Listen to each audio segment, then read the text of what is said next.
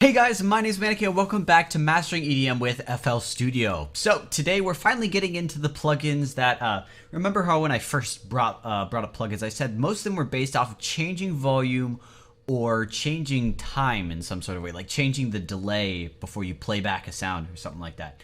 And that's what we're going to be getting into today, the whole thing about manipulating time and kind of changing delays for songs.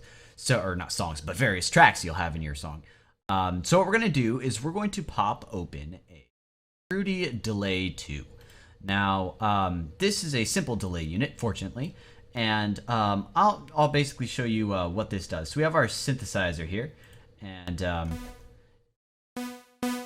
there's nothing too amazing about it. We dropped on this delay. Now, if I enable it here, get this. And that's what a delay does. So it's basically like an echo, but what you can probably tell is that all it really does is it just takes the original sound and then repeats it, plays it back after a certain amount of delay. So what we have here is the pan, which is just kind of left and right. We heard about that when we were first talking about the mixer. We have volume, which is obvious. And then we have our feedback here. This is what's new to delay units. And so the volume here is the amount of feedback. That's basically how many delays do we want. So if I set this really low, we'll get very few delays. But if I set it really long,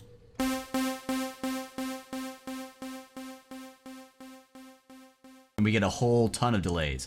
So that's going to be the general way that a delay works. Now there are a few other things.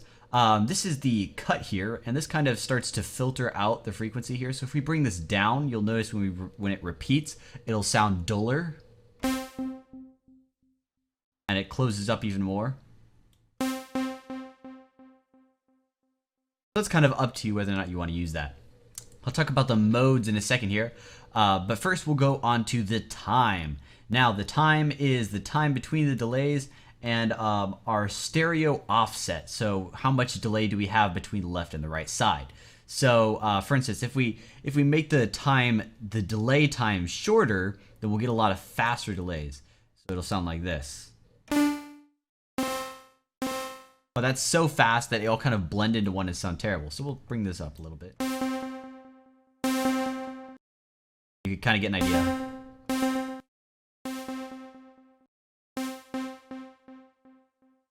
And then as we increase this even further,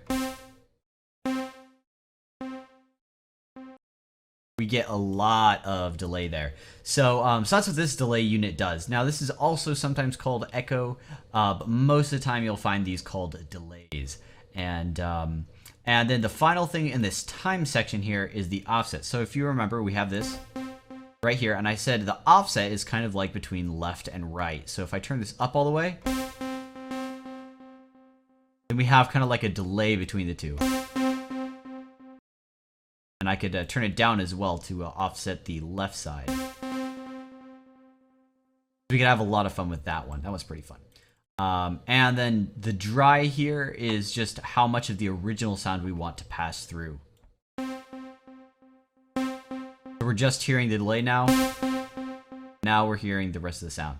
So, so that's pretty much it. Now I did mention I was going to go back to these. Now these are kind of just different feedback modes, and they just kind of change the bounce for your overall sound. And it's going to be very subtle in terms of how that works out, and you kind of have to play with the offset as well to see how that changes it.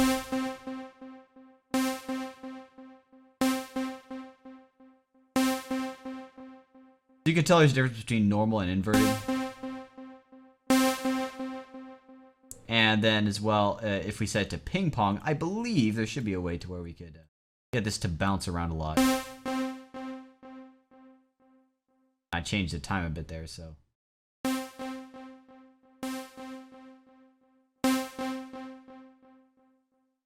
But yeah, it's something that you probably won't have to worry about too much.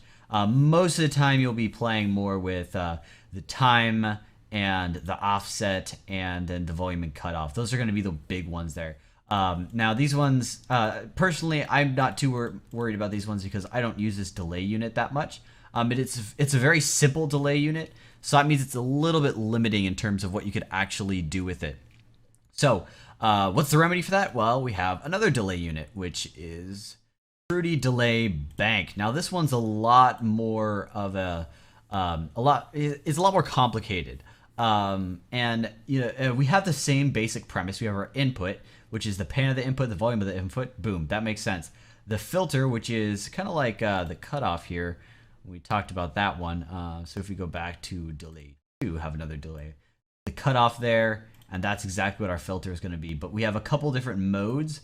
So we can set to low pass, band pass, a notch filter, even though it says not, high pass, and then a few other ones here to mess with. So most of the time, though, you're going to be using a low pass, a band pass, or sometimes a high pass. Most of the time, though, it's low pass or band pass. Don't want to layer 2 delays here. By the way, layering delays is something really cool that you can mess with. I'll show you how that works in a bit here. But so we have our new delay here, and we have the input filter and the feedback. Feedback is the same thing I was talking about. We have the time of the feedback, the offset between the left and right sides, and then we have the stereo separation as well, which is a slightly different way of doing an offset. And then now we have our modes, once again, ping pong, inverted, and then off and stuff like that. So let me just mess around with these, show you some of the things that can happen here. So that's our band pass. We'll just set this to a low pass instead and make the cutoff a little bit higher up there. And if I set this to ping pong, it kind of sounds like it's moving just a little bit. Let's mess with the offset now.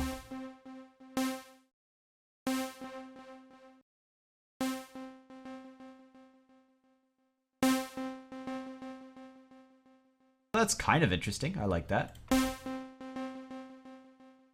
you'll notice there's a big difference between ping pong and inverted here.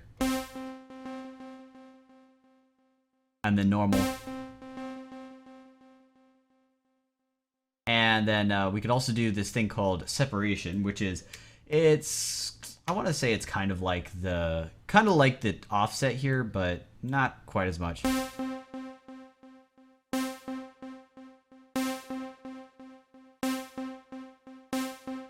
Now it doesn't really work when we have them both at the same time, but if we do this,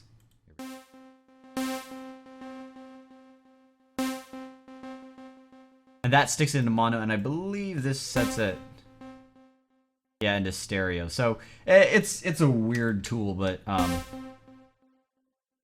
yeah. So it's kind of like it changes the time offset and then kind of splits it in a weird way. So, and we'll talk about, if you hear the weird sound that's coming out of that, we'll talk about that specific sound later. But yeah, and then we have our feedback filter, which is going to be it's kind of like an additional filter. So this is like your initial filter, and this is our filter for inside the feedback. So that means we can actually have this filter stack. So if we have this filter running, what'll happen is it'll filter some of the sound out, like it'll cut some of the highs out, and then it'll send it through the delay unit again, and it'll cut some of the highs out. So each time it repeats, it filters out more and more and more and more. Whereas this normal filter is just kind of like a static filter, and it's just filters off a certain amount, and then the repeats happen in here. And then we have grain, which is just a way to kind of make things sound messier, I guess is a way to say it. So yeah, that's something that you may or may not use. It's a very weird tool. Kind of like a tremolo.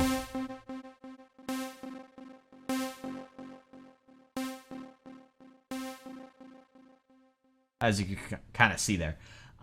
So now one of the things about Fruity Delay Bank is I kind of skipped over the output here because this says you'll see what this is in a second here, and the pan, the volume is just the pan, the volume for that. But we have a total of 8 of these all in one, and what this output is it lets us stack units at the same time. So we can do tons of really weird things to this, and just completely get really, really weird sounds. So I don't know. Let's do this. Kind of mess with some of these. show you what it results in. Now, theoretically, this should work here. And, oh, here we go. We need to turn them on first. There we go.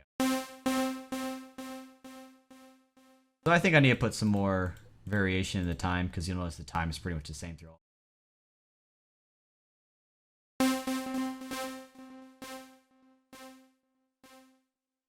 That's a really weird delay. So you could get some pretty funky stuff with your delay units by stacking them.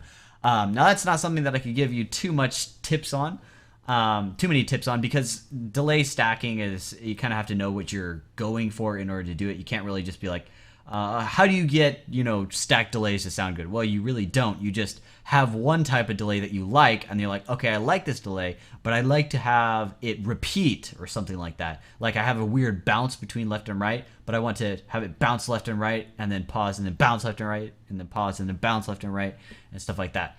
So that's what you do is you get a quick delay, you have it bounce, and then you'd have another delay on top of that one that's a much slower delay that repeats the previous delay. So yeah, you could probably get what I'm talking about there. But yeah, there's a lot you could do with delays in terms of getting unique sounds, but most of the time we just kind of do sort of standard delays. So if I go back to this delay 2 unit, then I could set the time to something.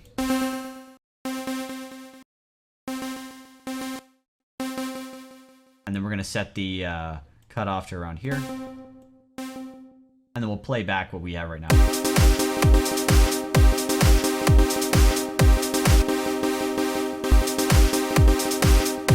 Actually, it'll sound better if I play in this section over here, because this section is more plucky.